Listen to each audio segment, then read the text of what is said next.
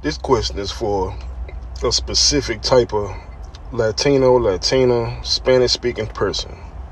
I have a question. And I'm not going off what I've heard, I'm going off what I've seen. Why do you feel that it's okay to hate black people, especially black men, and imitate black men? Some of y'all use the N-word more than I do. Yet you hate black people. Yet you constantly imitate black culture. Please answer this question. You see, so a lot of black people are now waking up to Latino racism. Because remember, before, they was only talking about white supremacy and stuff like that.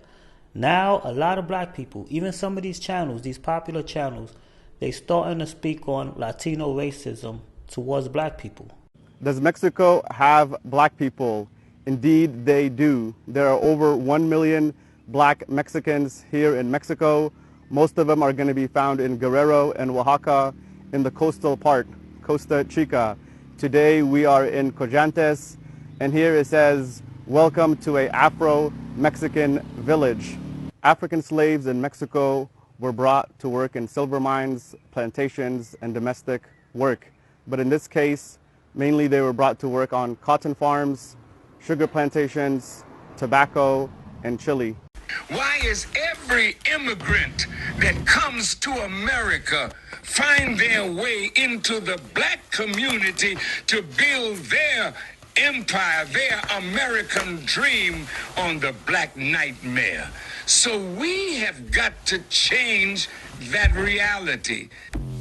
How are immigrants living off black Americans? Please tell me. A lot of immigrants, including undocumented ones, come to this country with nothing. Literally nothing. And yet their tax contributions to this country is still greater than that of black Americans. While Americans in general are waiting for handouts, talking about being oppressed because their college tuition isn't paid for, you got immigrants from all over the world, from every race, coming to America, being more successful than the average American, simply because they're not waiting for handouts. They're happy with just the ability to work. Most immigrants are just looking for an opportunity, and they make the most of it. Especially with the history between Mexican or Latino people in America versus black people. It's been a violent history in America that's largely unspoken about outside of like the streets, and I don't understand it, why it's so unspoken about. They try to do this whole like black and brown thing, like this black and brown unity thing that they just like force and try to act like actually exists, but it doesn't exist and it never existed. There's never been a unity. It has been a violent relationship with black people in America and Latin American people. Not just in America, the islands also, you know, with the Dominicans versus the Haitians. It's just everywhere that black people and Hispanic or Latino people live within close proximity, there's high violence between the two, okay? And especially in Southern California, New York City also. Comparing black women to monkeys in 2023 is old and played out. Vayan, cojan un plátano y súbanse en una mata, ¿ok? ¿Ok? Yo soy blanca, tú eres negra. ¿Te recuerda algo? I already made this video in Spanish, but I'm making it again in English because this video needs to reach more people. It needs to reach the right people. Blatant racism is normalized in Latin America, but I truly hope that this video will reach people who will get her account banned. She has 3 accounts that I know of, but I'll keep y'all updated if I find any more. Ustedes ven el mundo diferente, por eso viven en la pobreza y en la mediocridad. Yo soy blanca, yo estoy en Estados Unidos, soy ciudadana, tengo papel hace muchos años, vivo en un lugar muy espectacular, corazón, para yo fajarme con ninguna quincona de ustedes. This lady is literally flexing her white privilege and the fact that she lives in the United States. Lighter-skinned Latinas like the lady in this video, who benefit from white privilege in Latin American countries, then come to the United States and are subjected to the same anti-black and anti-indigenous rhetoric from actual white people. Mind you, this is the same exact rhetoric that they spew towards black and indigenous people. And then they complain. Black people are disproportionately affected by white supremacist systems literally built to put them at a disadvantage. And that's the reason why they don't have the same access that this lady has living in the United States. And even though she has this access to resources and education, she is still one of the most uneducated and classless people I've ever heard speak in my life. Like I said, I already posted this video in Spanish. The lady from the video saw it, blocked me,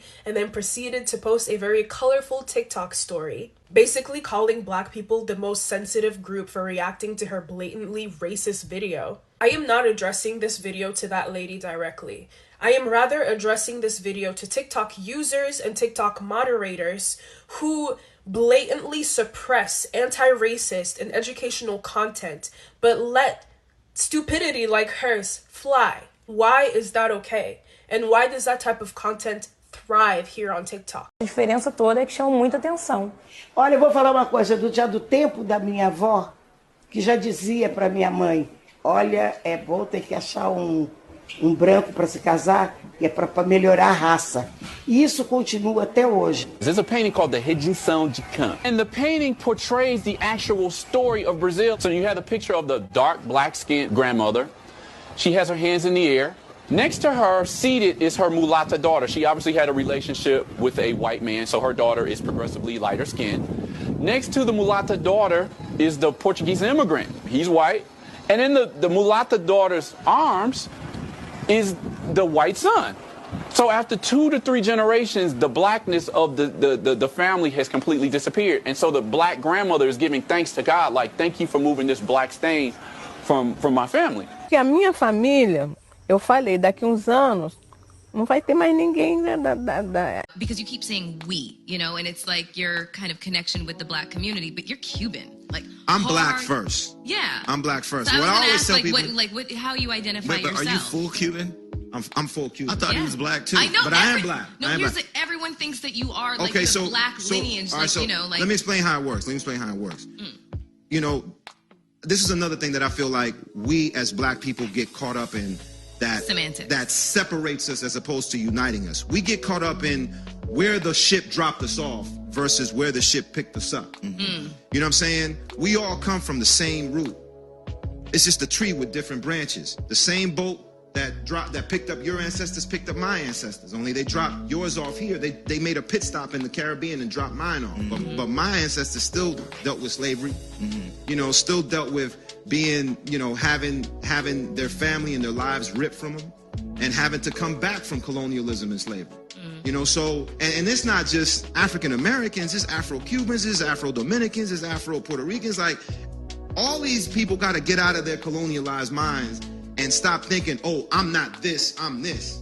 Okay, yeah, you can be Latin, but you're black first. And the separatism that takes us apart when we all have the same struggle. We all experience 100%. The same struggle. Because when I walk into a room, they ain't thinking, oh, we going to give him a pass because he's Latin. Yeah. Or if a cop pulls me over, he's not like, oh, okay, I'm not going to shoot him or I'm not going to beat his ass because he's Cuban. No, I'm black. You know what I'm saying? And I'm dealing with the same struggle. So we all gotta unite and fight for the struggle together because we're all dealing with the exact same. You know, and this problem that we have in black communities with Latinos, Indians, and Arabs discriminating against black people, that will never stop because their racism is based on genetics, okay? Your race, your ethnicity, and how you look. Skin complexion, hair texture, eyes, nose, lips. That's what their racism is based upon, genetics. It has nothing to do with your personality. And the reason for this is because they don't deal with the good black people. When have you seen a group of Latinos, Indians, and Arabs hanging out with a good black person who speak well, educated, has a good career, not out there being a thug in the street dude? That never happens. White people deal with good black people. That's how you know they're not going by your color and your race. And these other three are. Boyfriend, he was from Mexico. We would talk on the phone and stuff like that, and his mother knew me. He didn't tell his mother that I was black. She asked what my name was. Oh, her name is Chloe. Oh, she has such a pretty name. I can't wait to meet her.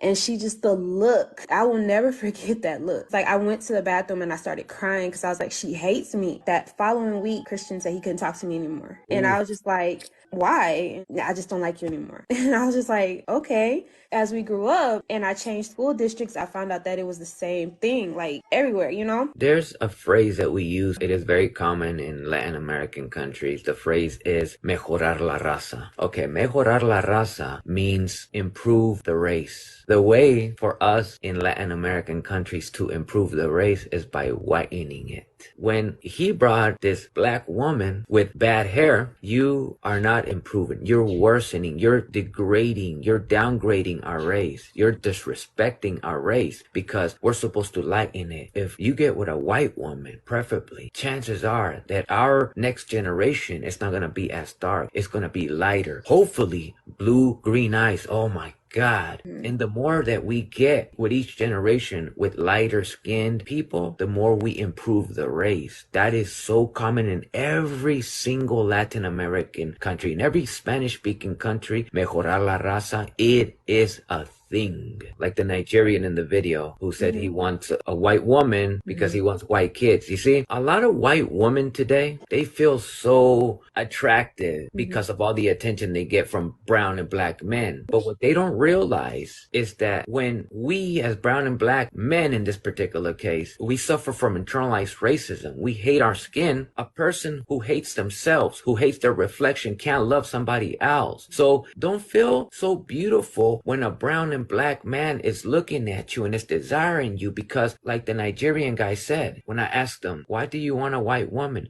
Because I want white kids. You see, he didn't mention anything about a woman's attributes, no passion, no nothing. His reason for wanting a white woman was, I want to eradicate my own race. You are only worth your womb for me to plant my seed so that my child could come out hopefully light skin, meaning not ugly like this. You cannot think that you're being loved by somebody who suffers from self-hate.